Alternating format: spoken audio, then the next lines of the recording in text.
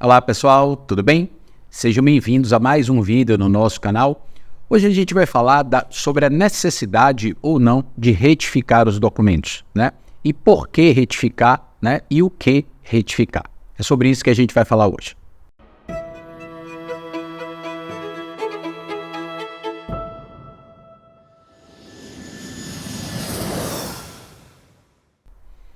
Bom, pessoal, antes de mais nada, é importante a gente falar que o processo de cidadania italiana, ele, apesar de, na própria lei, né, falar em direito de sangue, na verdade a cidadania é transmitida por descendência, né? Seja ela cidadania portuguesa, seja ela cidadania italiana, a gente tem de provar que aquele europeu, né, que emigrou ao Brasil é realmente o seu ascendente. Então vou dar um exemplo da cidadania italiana, principalmente no que tange a mudança, por exemplo, da língua, que houve, entre aspas, um aportuguesamento, muitas vezes, do sobrenome do nome, quando ele chegou ao Brasil.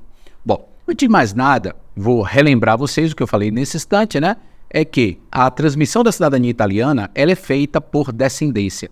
Nesse caso, como a gente tem que provar uma linha direta entre, por exemplo, vamos supor, seu trisavô até chegar a você, a mudança desse sobrenome, ele pode acarretar algumas dúvidas quanto a essa efetiva ascendência sua italiana.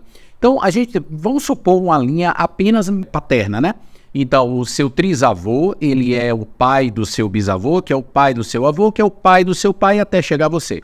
Então, para a gente provar que o seu bisavô é filho desse trisavô, imaginando que esse trisavô é quem emigrou ao Brasil, se eu tenho na certidão do seu bisavô um nome diferente daquele que se encontra no seu trisavô, na certidão de nascimento e casamento do seu trisavô, isso pode ensejar para o juiz alguma dúvida, né, quanto à efetiva paternidade daquela pessoa, né? Porque, um exemplo, olha, o nome do italiano que emigrou ao Brasil é Pietro, né? Mas ele chegou no Brasil e virou Pedro, Giuseppe virou José, Giovanni virou João. Será que aquele Giovanni que emigrou ao Brasil é o mesmo João, né, que virou, por exemplo, brasileiro, né? Então, na certidão do filho ele aparece como João, apesar de dizer que ele é italiano. Então, o meu conselho como advogado é que você retifique os documentos. Essa retificação, ela pode ser feita tanto via judicial quanto via administrativa. A via administrativa você pede diretamente aos cartórios. Lembrando que a via administrativa você vai seguir uma ordem, né? Que é uma sequência que é o princípio da continuidade. Então você vai retificar aquele primeiro documento brasileiro. Supondo que o seu trisavô nasceu na Itália e casou no Brasil. Então o primeiro documento a ser retificado é o casamento do italiano no Brasil. Depois você vai retificando o óbito e aí sucessivamente o nascimento do filho, o casamento do filho, o óbito do filho, até chegar, por exemplo, a você. Esse princípio da continuidade ele faz o modelo da transmissão dos documentos. Então, se o casamento do italiano se encontra de uma forma, é óbvio que o óbito ele tem que seguir essa referência. O cartório ele não tem obrigatoriedade de retificar esses documentos via administrativo. Se ele entender, né?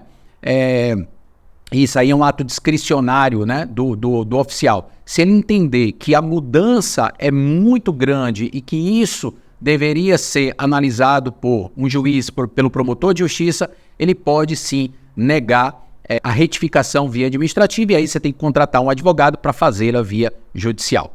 Tá bom, pessoal? Porém, volto a dizer, meu conselho é que você retifique todos os documentos para não haver nenhum tipo de problema quanto à interpretação da sua transmissão, tá bom? Ficamos por aqui, espero ter ajudado vocês, até a próxima, tchau, tchau!